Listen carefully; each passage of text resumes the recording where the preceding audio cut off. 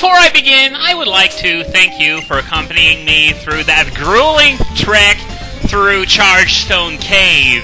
And you know what? I'm stupid, because last time I mentioned the high encounter rate as a reason why this place was so hated, but I forgot another one. The exalted presence of Boldor in the random battle pool. Now, we spent just a little wee bit of time in Wellspring Cave, so we didn't get to see too much of Roggenrolla's Sturdy. However, this is where shit gets real. Mad encounter rate combined with this being a rather long cave means that we're going to be encountering quite a few Boldors. And no matter how powerful you are, you cannot one-shot these things because of Sturdy now acting as a permanent focus sash. Ever! Now I know there are exceptions, such as using Moldbreaker or one of its clones and stuff like that, but if you don't have that, you're gonna have to spend at least 2 PP getting rid of them, hence why I affectionately called Boldor the PP Waster 10,000, which you might recognize as a direct reference to Delicious Cinnamon's Dead Space LP. Go look that shit up, it's hilarious. Anyway, you might have noticed that I'm not using Lilligant a whole lot these days. Well, usually I try to keep my levels even, but in this case, I'm not too worried, because once I get Surf, we're gonna get into areas full of water types that Lilligant absolutely loves, so even if it falls behind by a couple of levels, I'm not too worried, because it's easily going to be able to make them back up in short order. So, I think I saw okay, so it's all the way over there. Excellent, and now what? Oh, these two again. Great. What do they want now? Did I find something? No, I just found, well, you. This cave has been around since the distant past, sorry about that.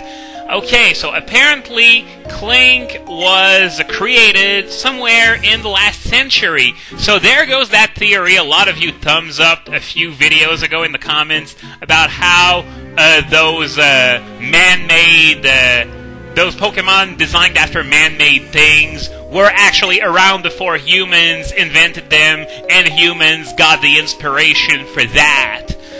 So, are they gonna say anything else interesting? Because otherwise, that's a fairly disappointing story arc, actually.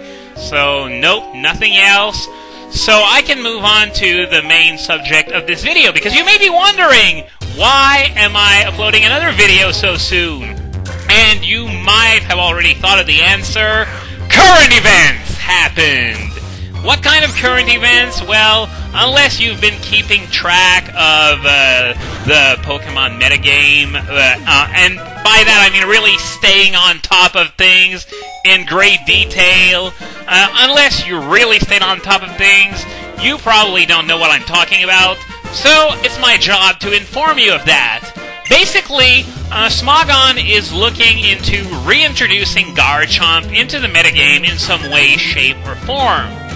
Unfortunately, they're not just doing a standard suspect test thing to see whether Garchomp is still broken or not after Black and White 2 came out. No! Instead, they're looking to ban Sandvale instead. Now, I've already expressed my opposition to doing that multiple times, but it's worth repeating because it's very close to coming to pass. In fact, I would dare say that the ongoing so-called test is almost a masquerade and the decision was already taken beforehand. That's what it looks like to me, at least. Now I know I'm going to earn the label Smogon Basher once more. Just to be clear, I've defended Smogon a lot in the past against people who don't have the slightest clue how the game is supposed to be played, so I'm not sold to Smogon, and I'm not sold against it either. I have my own personal opinion on every issue of the game, and it just so happens that this time, my opinion and Smogon's opinion, at least that of the higher-ups, isn't the same at all. And the last time I criticized one of Smogon's decisions making reasonably sound arguments, I either got hate mail from the Smogon higher-ups themselves, or they were just trolls impersonating them, so there's no real way to know as far as I'm concerned. And you know what? If you really want to send hate mail my way, feel free to do so! It's a free country! Well, you're probably American, but Canada's a free country too, so, you know, send me the hate mail and I'll be glad to delete it from my inbox without even reading a word of it. But, here's my beef with the way Smogon is doing things. Suddenly ninjas! Great, I'm getting interrupted. You fuckers, I'm trying to rant! Stop appearing in the middle of nowhere! So, I guess I should be thankful that at least I'm not going to be fighting random battles on this bridge, so that's a few free steps, I guess, so thanks for that, but I still hate you for interrupting my rant. So, as I was saying, the thing is that they blatantly refuse to take a look at any issue that's not called is Rough-Skin Garchomp broken or not? And it's not like they're trying to hide it. They're outright saying it. They're outright deleting posts that have to do with other concerns that are equally legitimate than, you know, whether Rough-Skin Garchomp is broken or not. And, of course, well, that's what I mean by it's been decided long ago. Because if you think for a second that Rough-Skin Garchomp is broken, well, I'm sorry, but you're an idiot. Either that or you haven't played the game in a decade, in which case, why are you weighing in on a game that you know dick about? So, that means any legitimate concerns that anyone might have about a Sandvale ban are purely ethical and have nothing to do with the power or lack thereof of Rough-Skin Garchomp. So, are we ever going to have that debate or not? Somehow, I doubt it, because that kind of thing is pretty taboo around Smogon, which is why I'm talking about it here instead of arguing over that anywhere else. So, yeah, the problem that I have with the Sandvale ban is that, well, first of all, there are multiple reasons, but first of all, I get the impression that it's part of that Smogon witch hunt on evasion. Remember when they banned Lax Incense and Bright Powder, despite them being pretty much a non-factor in the metagame?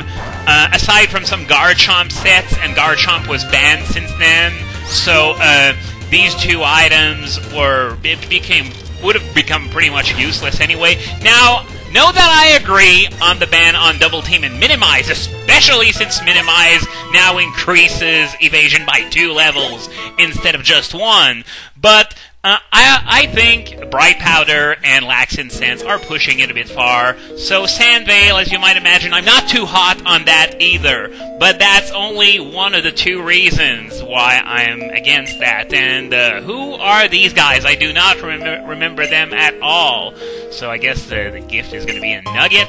Yep, it's a nugget. So, as I said before, don't sell them immediately, because you want to hold on to them. Then when you get to Icera City, there's going to be a guy who's going to buy that kind of stuff off of you for twice the usual price. So you want to hold on to them at least until you get to Icera City, so you can get more money off of these. So yeah, the second reason why I don't want a Sandvale banned, and probably the most serious one, because it's not really based on gut instinct, this one, is that they're citing, you know, the Swift Swim ban as a previous case of something like that happening. But I say, no, it's not the same, because let's compare the Pokemon that were made broken by Swift Swim and the Pokemon that were made broken by Sandvale. For Swift Swim, Kingdraw was indubitably broken. Then you had stuff like Kabutops and Ludicolo, but the one that really gets my attention is Kabutops, because, seriously, a metagame where Kabutops is broken tells you that there is something horribly wrong. I mean, which tier is Kabutops now? I don't know off the top of my head, and I don't really care either. I can tell you that it's not overused, and I'd be shocked if it was underused.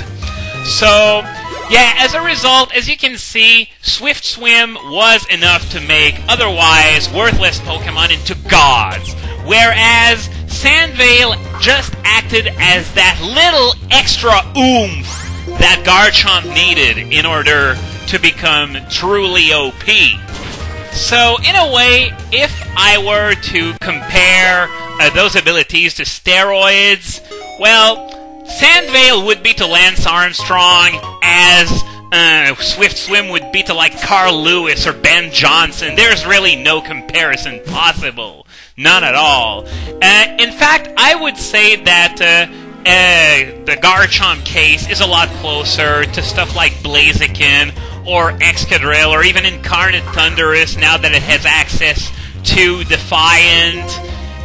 And you see, for example, Blaziken being banned because of Speed Boost. That doesn't mean Speed Boost itself is overpowered. After all, Yanmega, Ninjask, Sharpedo, they're not anywhere close to broken just because they have Speed Boost.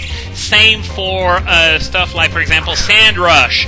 You don't see, for example, Sandslash, now that it does have access to Sandrush, it doesn't dominate nearly as much as Excadrill did. In fact, I dare say it doesn't dominate at all.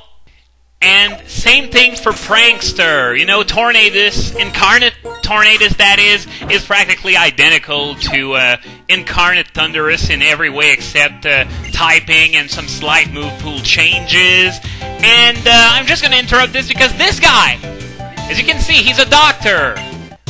Best doctor in all of gaming. Screw Dr. Eggman, screw Dr. Wily, screw all these other icons. This is by far the best doctor in gaming history, because he restores my PP in the middle of a cave that burns it just like that. So thank you, Doctor, for being here. It's very appropriate doctor placement, unlike the one that was all the way back at the entrance of Pinwheel Forest. You could literally piss all the way to the Pokemon Center from the location of that. Well, it was a nurse, but whatever. At least I can send Excadrill back into the lead because it was completely out of Earthquake and Rock Slide PP. So once again, thank you, Doctor. So, yeah, I was talking about Prankster. Tornadus isn't even close to being broken, despite sharing many similarities with Thundurus. Talking about the incarnate forms, of course. And, yeah, you see stuff like Whimsicott, Sableye. Very useful, but not at all broken. These are other abilities that provide that little something extra, even though Blaziken would probably be nowhere near Uber's if it didn't have a speed boost. It just has a combination of all those little things that can make speed boost work. And that's the same thing for Garchomp. It's just strong enough, it's just fast enough, and when you add into that the fact that it can force a miss eventually and win the game right then and there. The problem's with Garchomp. The problem's not with Sandvale. I mean, I've mentioned stuff like, you know, Sharpedo, Yanmega, Ninjask, Sandslash, Tornadus, Whimsicott, Sableye, stuff like that. It's pretty much the same here. You don't see Sandslash or Cacturne dominating with Sandvale. In fact, they can't get any use out of the move. It's pretty much the only hope they have to stay alive in any tier but their own, in fact. But still, that's not the point. My point is that, in my opinion, Garchomp is a hell of a lot closer to being like Excadrill or Blaziken or Incarnate Thundurus than Sandvale is close to being like Swift Swim. So, yeah, that's my stance on it, and the fact that they don't want to hear anything about these perfectly valid ethical concerns, in my opinion, it just screams, you know, the decision's already been taken, because we don't care about any concern that's not, is rough-skinned Garchomp strong enough to be Uber or not? So, you know, that's my stance on this. If it's worth some hate mail, feel free to send it my way, because I don't give a shit. And on that note, I wish you good night, I'll see you either tomorrow or in a few days.